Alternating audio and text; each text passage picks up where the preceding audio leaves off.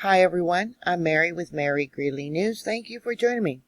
Because of the censoring that is ongoing with YouTube, I haven't been covering news that mainstream media doesn't cover. I will give you an update about the coronavirus and other things, the fire in Arizona. But militarily, things are escalating for some reason since April. They're developing new aircraft, this one here called the Sons of Ares, or Son of Ares. It has some kind of reflective material, possibly for laser weapons. They've been doing these tests over China Lake. And then they did a test of lasers on ships recently that was successful. And the U.S., this was an odd one, flew two B-52 Stratofortress bombers, nuclear capable, off the coast of Russia on June 18th. The U.S. has never sent military aircraft in that area before. Russia is an ally to China, and China is an ally to North Korea. Could it be the escalation of tensions there in North Korea? I don't know. In March, NORAD sent jet fighters to intercept a pair of Tu-142s that flew relatively low over one of our bases on an ice floe in international waters in the Arctic off of Alaska. We were evidently doing submarine exercises at that time. And then just this week, two B-2 bombers also flew in the Norwegian Sea above the Arctic Circle. Now we know there's the possibility of a lot of resources being up there in the Arctic, and that's a new area to watch for conflict. Starting in April, we started irregular scheduled flights across the Pacific region, as well in and around Europe. Russia posted a video on YouTube. I have a link to it there on Twitter, of the three different types of planes Russia sent to intercept our B-52 and bombers. Now this was in the Sea of Okhotsk. Sorry if I'm pronouncing it wrong. The Russian military said that the B-52s did not even appear to make a concerted approach towards the Russian airspace and remained at least 186 miles from the country's border. But what was odd about this flight is that the trio of B-52s came from Barksdale Air Force Base in Louisiana. They then flew to Alaska on June 14th, where they were deployed. When they were deployed, they turned off their transponders for at least 2 hours. I thought that was interesting because the U.S. often complains that the Russians turn off their transponders to their aircraft. And then I posted a picture where the Sea of Okhotsk is. Actually, it's not off of Japan. Here we got Japan, North Korea, South Korea, and the Sea of Okhotsk. It's an area there between the Kuril Islands on the southeast of Japan, island of Hokkaido, and Russia claims many of that area. That all started after World War II, where many of the islands were divided up. And there's been a lot of controversy over that island. But what was odd, too, that Russia sent three different types of fighters to intercept the B-52s. And if you're looking for more signs of the times, this year, summer solstice is actually the earliest summer solstice we've ever had in over 100 years, this being a leap year. And because of the pandemic, there's less people out and about and more animal life coming. Here in St. Paul Union Depot, a large black bear was seen about 1 o'clock in the morning wandering around. And in Arizona, the former county assessor pled guilty to adoption fraud. What he's been doing is bringing in women from another country to an island, giving birth, and then selling the babies. Evidently, he's been doing that since 2005. He was the Maricopa County assessor. And yeah, how could a county assessor get away with doing this for so long, selling babies? Also, there in Arizona, U.S. Customs and Border Protection seized 111 pounds of fentanyl at the port of San Luis. This was an American bringing it in, hidden in her gas tank. Coronavirus on the rise as they open more things up. They reported 1,312 deaths there in Arizona. 240 deaths just in Pima County there in Arizona. And then we got a brush fire. There's actually 2 fires in Arizona.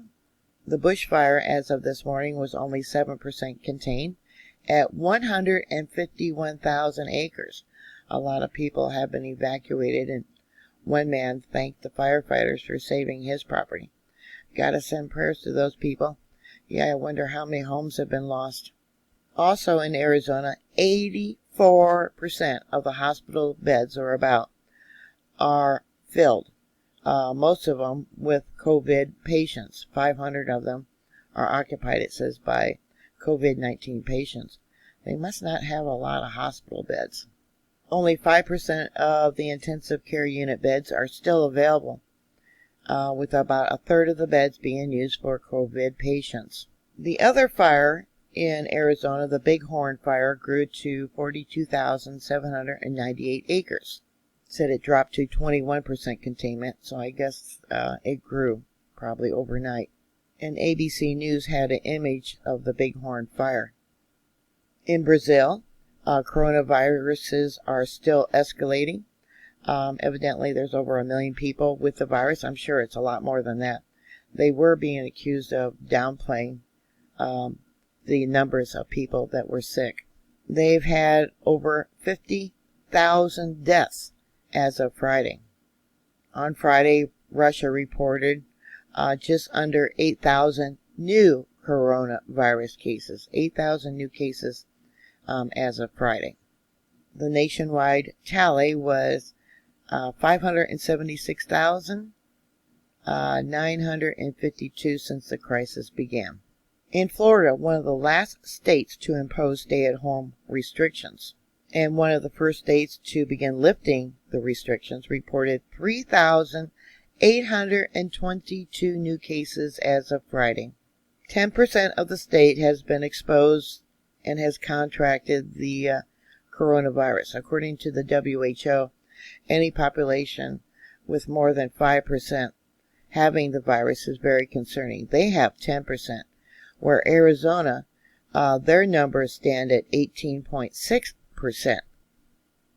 And it's probably much higher too, because with the testing, it comes in so much later. And we know that not everyone is being tested. Like I said, the World Health Organization considers positive rates above 5% to be especially concerning. 16 states here in the U.S. have rates over that 5%. And the doctors are saying that the rise in numbers has nothing to do with the increased testing. As of Friday, 2.23 million people here in the United States have the coronavirus, or had it. And there's a large percentage that have not been tested. I haven't been tested. No one in my family has been tested. As many of you know, I have a new grandbaby that was just born a couple days ago. I had to remind my daughter not to take the baby out in public. Yeah, she's a proud new mommy, but you don't need to take the baby out and show off the baby. Just send photos. Australia, after lifting restrictions from the coronavirus, is now going to lock down again because of a spike, and that was announced on Saturday. Many companies are working on developing a coronavirus. In Israel, they signed with Moderna. They are going to start testing about 30,000 people for this new vaccine, but it won't be out until the middle of next year. And that's the same with all these other supposed vaccines that they're going to come out with. Israel, with a population of 9 million people, has reported 19,783 cases, with 303 deaths. And many of you will remember that Trump pulled out of the nuclear accord with Iran Iran still is not complying. They're still working with them to try and get them to access 2 different sites where they suspected that nuclear weapons were being developed, and they won't let them do it. But the last week or so, they did testing of a missile defense system from shore and on boats. Claiming that their rockets can shoot over 500 miles, but they tend to exaggerate the distance that some of these rockets that they have developed can travel. India reports a rise in coronavirus cases. They have told all medical staff they are not allowed to leave. And that was in the capital of New Delhi on Saturday, today, June 20th. They reported that. In the past week and a half, the Chinese Air Force has buzzed Taiwan 6 times, according to the Taiwan military. China claims Taiwan belongs to them. And because of U.S. sanctions against Venezuela, the U.S. has slapped sanctions on Mexican firms over there. And they have blacklisted Mexican companies, and it was named in a Reuters news article. We need to keep our nose out of other countries' politics. The locust invasion has moved into India, and the people are ticked off that the government there hasn't done more to control the locusts. With the crisis also going on with the China-Pakistan border, evidently there was an 8-hour battle, which was pretty gruesome. There's a concern about a nuclear war between those two. And there's data about the nuclear weapons that China has, supposedly 320. India has 150. Pakistan and India are always fighting. They have Pakistan 160. Israel has 90. And supposedly Korea has 30 to 40, but I had heard 50 that they had, and they're always threatening to send those over to South Korea and, of course, the U.S. The Express.co.uk had an article about the swarm, the biblical plague of locusts there in India that's spreading across the country. And then this 8-hour battle between China and India sounded like something from The Walking Dead. Evidently, they were chasing down the Indian soldiers who were trying to flee with baseball bats covered in barbed wire. Evidently, India, they're saying, crossed over into a zone where neither India nor China is supposed to send military forces, kind of like a DMZ zone. And that's how it all started. The general from India who sent troops into this valley, he was killed. So now China is laying claim to the entire valley. China has constantly made a push and built roads and structures in this valley in the past. And then on the Express.co.uk, talked about Kim Jong-un and his threat of nuclear war. And then Thursday, South Korea sent a nuclear envoy to the U.S. to talk about rising tensions there with North Korea. His sister, Kim Jong-un's sister, gave the okay to blow up a building on the border between the two countries. And North Korea has ticked off that dissidents from their country who went to South Korea have been sending propaganda leaflets into the North Korean zone. Evidently, Singapore, it says here, wanted by FBI charged over North Korea sugar deals. We got sanctions against North Korea, and they were caught funneling money to North Korea. Trump, too, has renewed threats to cut ties with Beijing a day after the high-level talks between U.S. and China.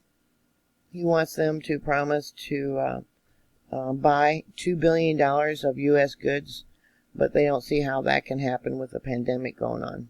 This here is an image of the building that North Korea blew up. It was the Inter-Korean Cooperative Site. Evidently, South Korea stopped sending propaganda flyers back in 2010, but several defector leg groups have regularly sent back flyers together with food, $1 bills, mini radios, and USB sticks containing South Korea dramas and news. Anyone there in North Korea caught with that stuff would probably be executed.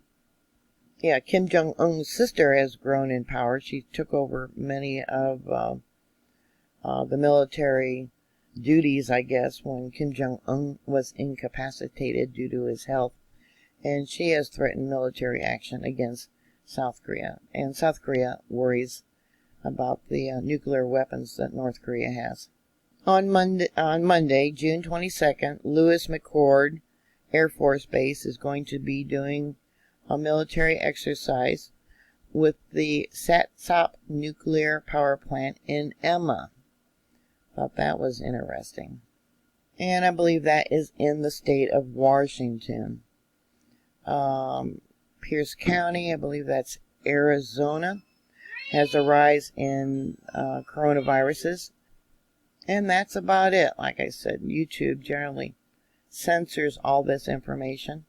Mainstream media doesn't even cover this stuff. So, if you have any thoughts or comments or questions, join me on Twitter. Because, like I said, I post this stuff on Twitter that YouTube does not allow me to post. Yeah. That's all I can say. Just gotta send prayers to everybody and pray for peace. Of course, that will never happen. Yeah.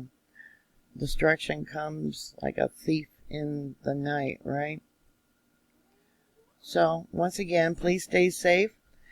Thank you for watching, and I'll talk to you later. God bless you. Bye.